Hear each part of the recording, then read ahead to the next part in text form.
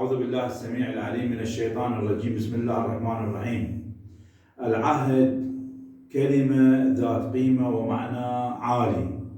الله سبحانه وتعالى في قرآنه الكريم أكد على ضرورة التزام الإنسان بالعهد، فقال تعالى: الذين ينقضون عهد الله من بعد ميثاقه.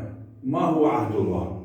يعني أحيانا الإنسان يكون العهد بينه وبين إنسان آخر، أو بينه وبين الوالدين، أو بينه وبين ابنه، أو بينه وبين زوجته، أو بينه وبين التجارة. كل هذه الأشياء هي تسمى عهد. هذا العهد يكون به الإنسان ملزم بأخلاقيات معينة. لكن في الآية الكريمة شنو الأخلاقيات معينة؟ يعني يلتزم بالتجارة، يلتزم مثلا بالمال، تجاه أبنائه يلتزم بتربيتهم، تجاه زوجته يلتزم بالرأفة والرحمة وحسن التعامل معها، وهكذا كل عهد وإلى سمات وصفات خاصة. في الآية المباركة يقول: والذين ينقضون عهد الله. عهد الله، ما هو عهد الله؟ عهد الله هو التوحيد. عهد الله كل ما من شأنه أن يلزم به الإنسان المسلم نفسه.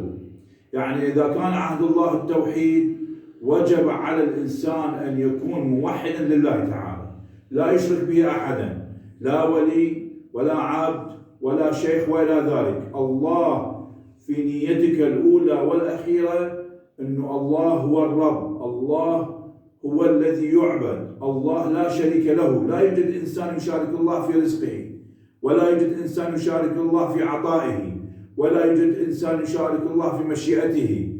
الله هو القاضي، وهو الذي يعطي، وهو الذي يمنع، وهو الضار وهو النافع.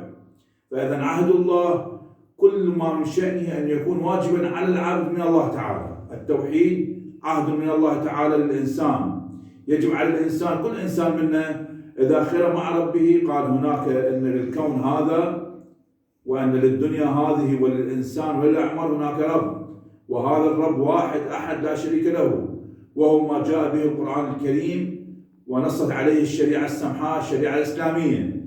إذن عهد الله يجب ماذا؟ الوفاء به، لأن الله يقول: والذين ينقضون عهد الله من بعد ميثاقه مصيرهم شنو بنهاية الآية؟ النار. إذن علينا أن نلتزم بالعهود، علينا أن نلتزم بعهد الله سبحانه وتعالى. بعد عهد الله معناها أخلاقية الإنسان المسلم تجاه الآخرين. يعني ممكن أن يكون من بعد التوحيد هو الإيمان بالرسالة الإسلامية اللي توجب علينا أن نلتزم بالعهود والمواثيق للآخرين. إذن عهد الله هو ما نصل به الآخرين ونلتزم به أخلاقيا. لذا لأن كلمة العهد ذات قيمة ومعنى عالي جدا، ومن خلال هذه القيمة ومن خلال هذه اللفظة العهد تظهر أخلاقية الإنسان المسلم، إما أن يكون إيجابيا أو والعياذ بالله تعالى يكون سلبيا من أتباع الشيطان الرجيم. الذي يلتزم بالعهد هذا مداره ومحتواه ومساره إلى الله سبحانه وتعالى، والذي لا يلتزم بعهد الله انحطاطه وحرفانيته نحو الشيطان الرجيم. وقد يتعلق العهد بفطرة الإنسان، يعني الإنسان إذا فطرته سليمة عهد وضميره مع الله سليم، والعهد مع الناس سليم. ولكن إذا كانت فطرته غير سليمة وغير نقية فإن عهده ماذا؟ سيكون غير صحيح، وبالتالي سوف يسلك مسالك غير صحيحة وبعيدة عن روح الارتقاء والوصول إلى الله سبحانه وتعالى. إذن الآية الكريمة تقول: والذين ينقضون عهد الله من بعد ميثاقه ويقطعون ما أمر الله به أن يوصل. الله يؤمر بأشياء محددة أن توصل. أمرك بصلة الرحم، عليك بهذا العهد. أمرك بالصلاة، عليك بهذا العهد. أمرك بالتعامل الحسن مع الزوجة، أقول الزوجة الصالحة، أن تتعامل معها بلطف ورحمة ورأفة ورحمانية من الله.